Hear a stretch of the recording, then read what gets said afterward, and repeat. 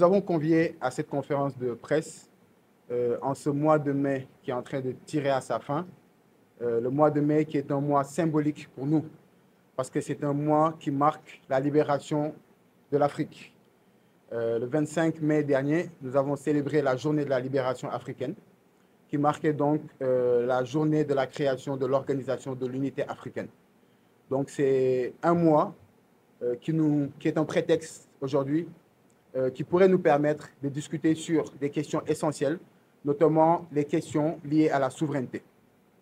Alors, comme vous le savez, notre organisation Urgence panafricaniste est une organisation de lutte pour la souveraineté et pour l'unité africaine, mais également contre la malgouvernance, la corruption et pour une justice sociale.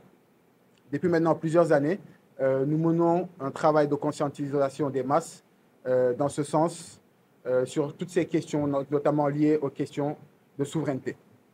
Alors, pour recontextualiser le débat, il y a 2 mois de cela, le Sénégal a élu un nouveau président de la République, le président Bassirou Diomaye Faye. Et il faut le dire, l'élection du président Diomaye fut le fruit d'énormes sacrifices du peuple sénégalais. De nombreuses personnes en ont été emprisonnées et de nombreuses autres personnes, malheureusement, en ont perdu la vie. C'est donc le lieu de leur rendre hommage et de prier pour leur repos, mais également d'inviter nos autorités dans ce sens, de faire le nécessaire afin que justice puisse être faite. Parce qu'il est important d'aller dans le sens d'une réconciliation nationale. Mais aujourd'hui, nous ne pouvons parler de réconciliation sans qu'au préalable, justice n'ait été faite. Donc nous les invitons dans ce sens à prendre des mesures pour leur rendre justice. Et donc, tous ces sacrifices du peuple sénégalais qui ont été sanctionnés par l'élection du président Diomaye, en réalité n'étaient motivés que par un seul désir, et c'est le désir de la rupture.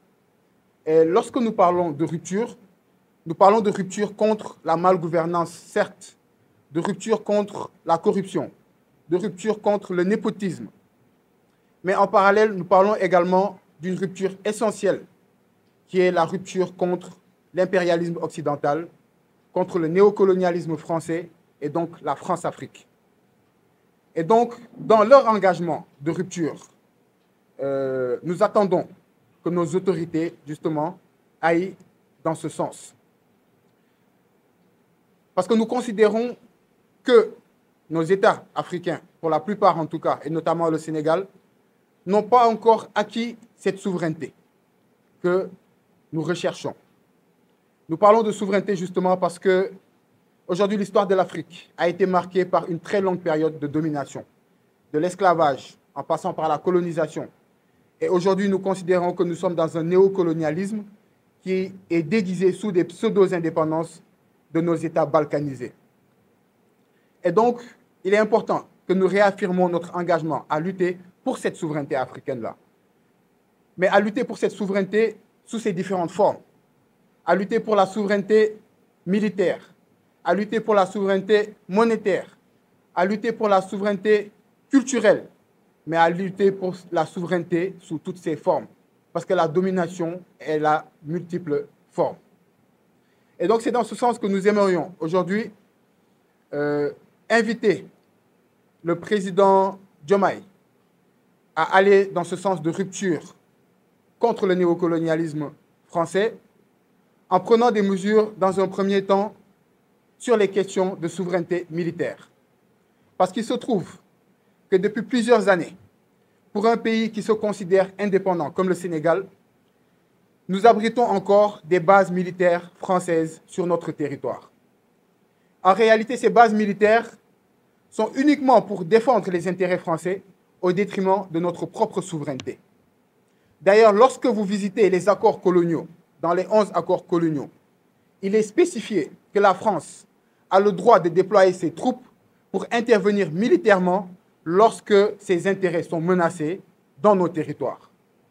Ce qui veut dire que si aujourd'hui, il y a une crise, nous ne le souhaitons pas, au Sénégal, et que les entreprises françaises, aussi nombreuses qu'elles soient, sentent que leurs intérêts sont menacés, ou que les ressortissants français sentent que leurs intérêts sont menacés, la France a le droit d'intervenir militairement pour sauvegarder ses intérêts. Nous considérons que c'est tout simplement catastrophique. Est-ce que le Sénégal dispose de ces mêmes droits en France?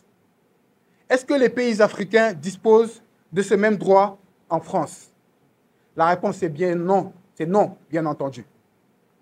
Rien que pour des questions de réciprocité, nous ne pouvons pas accepter que des étrangers installent leur base militaire, alors qu'en parallèle, nous n'avons pas cette possibilité. Aujourd'hui, la présence militaire française, je ne dirais même pas au Sénégal, mais en Afrique de façon générale, elle n'a apporté aucun aspect positif à nos États. Aucun bilan positif ne pourrait être tiré de leur présence militaire en Afrique. Bien au contraire, les interventions françaises qu'il y a eu dans les pays africains, notamment les pays du Sahel, se sont soldées par un échec, par même des échecs. Au Mali, l'opération Barkhane. La France, les bases militaires françaises se sont installées au Mali, plus de 10 ans, n'ont pas pu résoudre les problèmes de terrorisme. Bien au contraire d'ailleurs, nous estimons que la France est l'une des principales responsables de ce terrorisme, notamment avec la chute de Kadhafi, dont la France a une grande responsabilité et qui a permis la prolifération de ce terrorisme dans le Sahel. Mais l'histoire nous a appris également que la France a toujours utilisé ses bases militaires françaises sur nos territoires. La France a toujours utilisé ses services de renseignement dans nos États pour préserver ses intérêts. Et même plus loin, pour déstabiliser nos États, toujours dans le sens de sauvegarder ses intérêts. Nous avons vu en Guinée, lorsque la Guinée de Sékou Touré a décidé de prendre son indépendance réelle, a décidé de sortir de la zone franc, l'opération Persil, à l'époque, a été manigancée au Sénégal même, à travers leur service de renseignement qui, à l'époque, était installé au Sénégal. Pourquoi? Pour déstabiliser la Guinée en finançant la rébellion, mais également en créant une fausse monnaie pour inonder le marché guinéen. Donc aujourd'hui, tous ces exemples nous montrent à quel point la France, à quel point ces bases militaires françaises en réalité représentent un danger dans nos pays. Aujourd'hui, nous savons tous pourquoi le Niger a chassé la France de son territoire. Nous savons pourquoi le Mali a chassé la France de son territoire. Nous savons pourquoi le Burkina a chassé la France de son territoire. Et nous estimons que le Sénégal ne doit pas être un reste. Mais bien au contraire, nous invitons nos autorités à poursuivre cette dynamique d'autodétermination qui a été enclenchée par nos frères, les pays du Sahel. Aujourd'hui, nous sommes dans un contexte où, même pour des questions de sécurité, les bases militaires françaises ne méritent pas de passer une seconde de plus sur nos territoires. Aujourd'hui, la France est en train de perdre son influence en Afrique. Et la France elle-même sait qu'elle est en train de perdre son influence en Afrique. C'est pourquoi, il y a quelques semaines, nous avons entendu un général français, le général Lecointre, tenir des propos scandaleux. Le général Lecointre a dit que l'Europe devrait être prête à venir défendre ses intérêts en Afrique, même par le moyen militaire, même par les moyens militaires. Nous estimons que ces propos sont tout simplement catastrophiques. Et c'est pourquoi donc nous invitons nos autorités, nous invitons le président Bassirou Diomaye Faye à prendre des mesures le plus rapidement possible afin de faire partir ces bases militaires françaises de nos territoires. Et c'est dans ce sens d'ailleurs que nous vous annonçons également que nous allons déposer un mémorandum.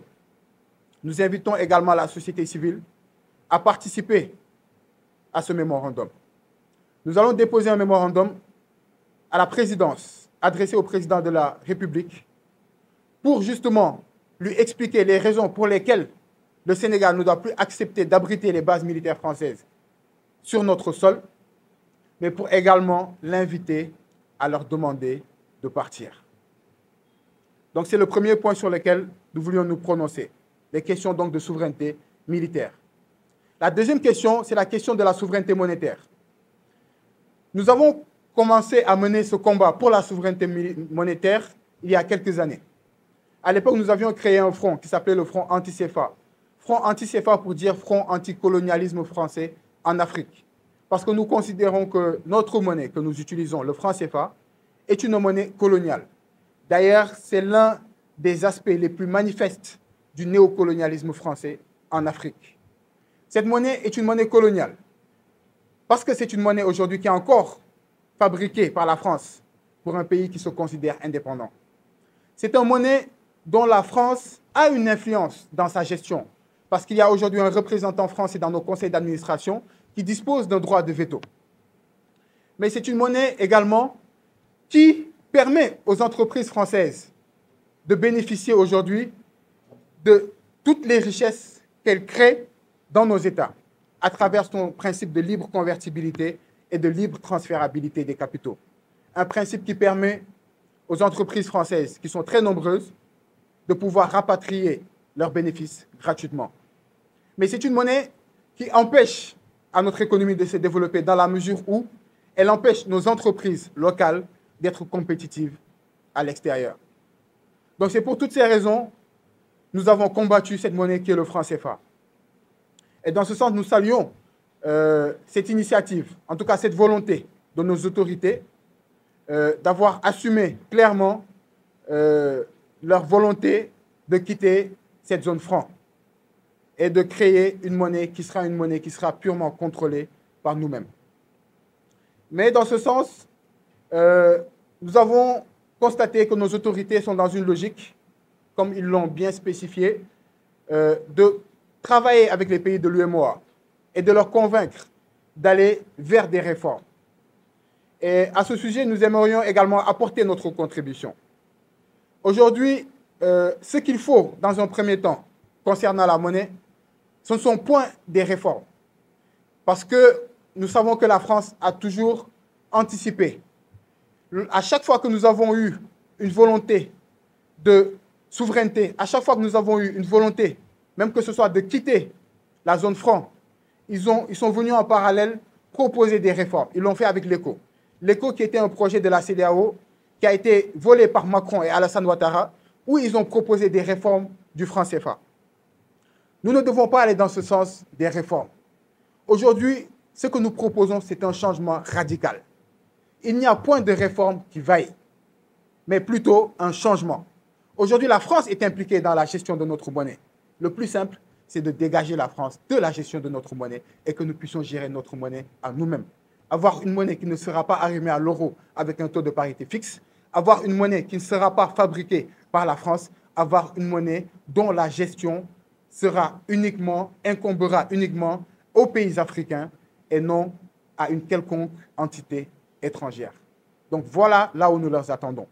Et nous leur disons également en parallèle que nous avons des pays frères, les pays de l'AES, le Burkina Faso, le Niger, le Mali, qui sont dans une dynamique également de création d'une monnaie commune. Donc il serait bien également de réfléchir en parallèle.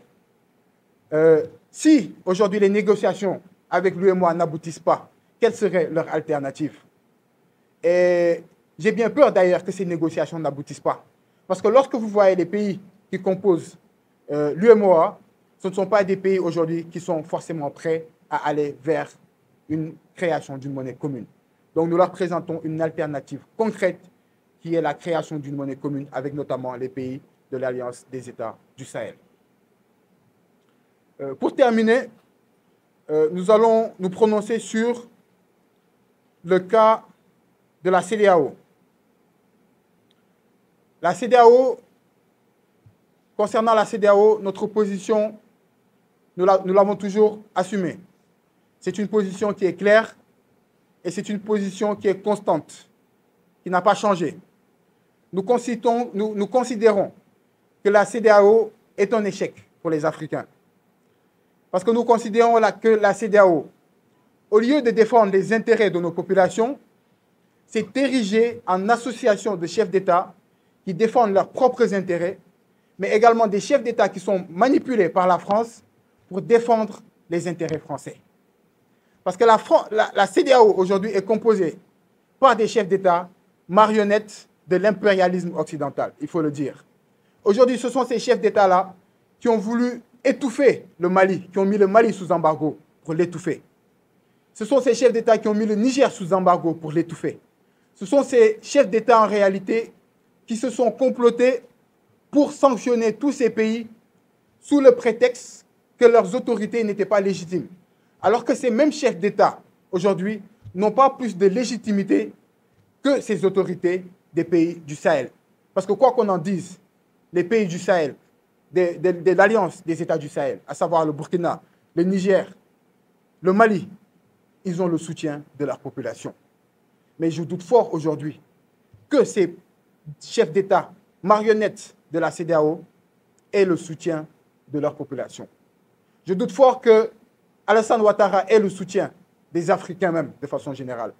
Je doute fort que Patrice Talon ait le soutien des populations.